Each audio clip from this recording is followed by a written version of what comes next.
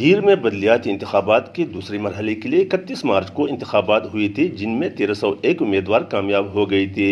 کامیاب ہونے والے 7 تحصیلوں میں 198 ولیج کونسلوں کے چیئرمینوں سمیت ٹوٹل 1301 بلدیاتی نمائندوں سے ڈپٹی کمشنر دیلور کیپٹن محمد زبیر نیازی، الیکشن کمشنر دیلور محمد اقبال تنولی اور دیگر افسران نے ان سے حلف لیا، جبکہ حلف کے موقع پر بلدیاتی نمائندوں کے سپورٹر سمیت پارٹی کے کارکن کثیر تعداد میں موجود تھے اور بلدیاتی نمائندوں نے حلف لینے کے موقع پر کافی خوش اور پرجوش نظر آئے۔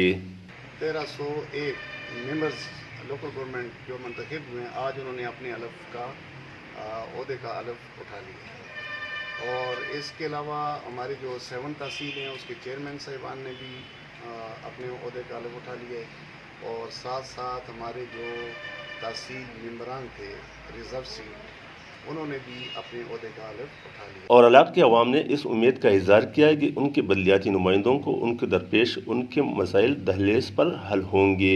کیمرہ ٹیم کے ساتھ رحمت اللہ سواتی، تیمرگرہ، لور دن۔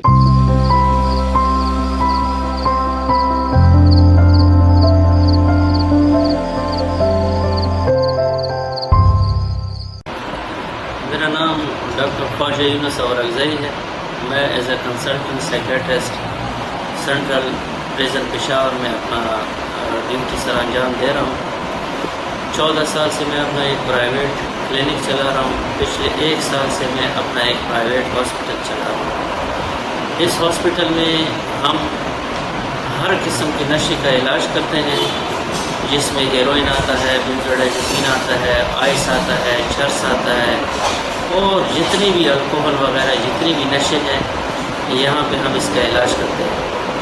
اور اس کے علاوہ جو ہے ذہنی امراض جو ہیں، جو بھی ذہنی امراض ہے جس میں سیویئر مینٹل النس ہے یا عام انزائٹی اور ڈپریشن ہے، اس کا بھی ہم یہاں پہ کامیاب طریقے سے علاج کراتے ہیں۔ اس ہسپیٹل اور دیگر اسپتالوں میں ایک فرق ہے۔